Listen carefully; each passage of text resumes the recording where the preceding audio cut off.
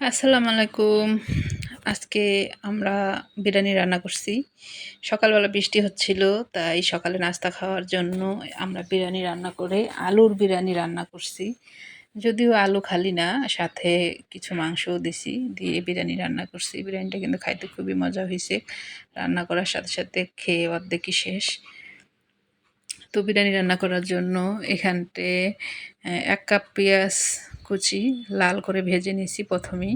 আর এখানে একটা মশলা রেডি করে রাখছি। এই মশলাটার মধ্যে আদা, রসুন, জিরা, গরম মশলা সব কিছুই দেওয়া আছে। হালকা, হালকা করে দিছি আমি অল্প, অল্প করে। কিন্তু আমি অল্প একটুই রান্না করব। এই কারণে আমি অল্প মশলাই দিছি। সাথে দিছি একটু টক দই। দিয়ে মশলাটাকে পেস্ট করে আমি এই মশলাটাকে কষায় নিচ্ছি খুব সুন্দর করে। মশলাটা খুব সুন্দর করে কষানো হয়ে গেলে আমি এর মধ্যে সাথে মুরগির মাংস একটু অ্যাড করে দিচ্ছি।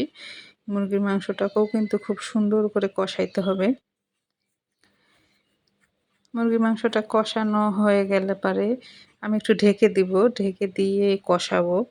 মুরগির মাংসটা একটু ঢাকনাটা খুলে আমি এখানটায় আরেকটা জিনিস দিব, সেটা হলো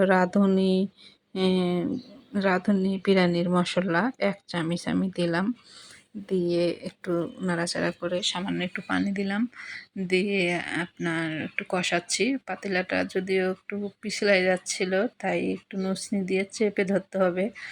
নসনি দিয়ে চেপে ধরে কষাইতে হবে। একটু করে পানি দিয়ে, দিয়ে একটু মাংসটাকে খুব সুন্দর করে কষায় নিচ্ছি। সকালবেলা বৃষ্টি হচ্ছিল, তাই ভাবলাম যে হালকা মশলা দিয়ে একটু বিরিয়ানি রান্না করি খিচুড়ির মতনই আলু দিয়ে। তাই এই সকালবেলা বিরিয়ানিটা রান্না করছি। কিন্তু বিরিয়ানিটা আসলেও খাইতে খুবই মজা হয়েছে। আর আমি সাথে এই দেশি আলু দিছি। এই আলুটা প্রথমে আমি সিদ্ধ করে ছিলে রেখেছি সাইড করে। এই আলুটা দিয়ে মাংসটাকে আমি খুব সুন্দর করে কষায় নিব। একদম ভালো করে কষাইতে হবে। যত কষাবেন ততই কিন্তু আপনার মাংস, তরকারি, যেকোনো তরকারি কষানোর কাছেই কিন্তু টেস্ট আসে।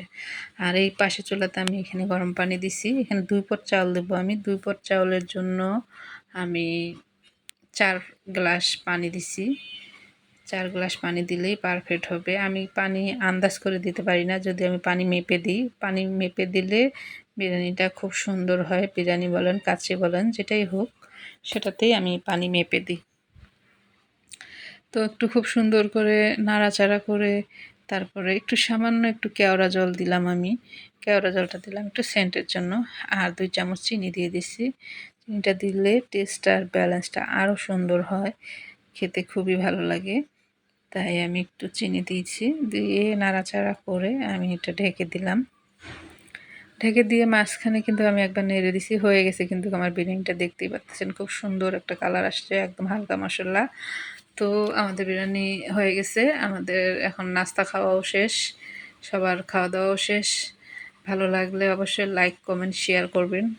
আবার কোনো নতুন ভিডিও নিয়ে আসবো। আল্লাহ হাফেজ।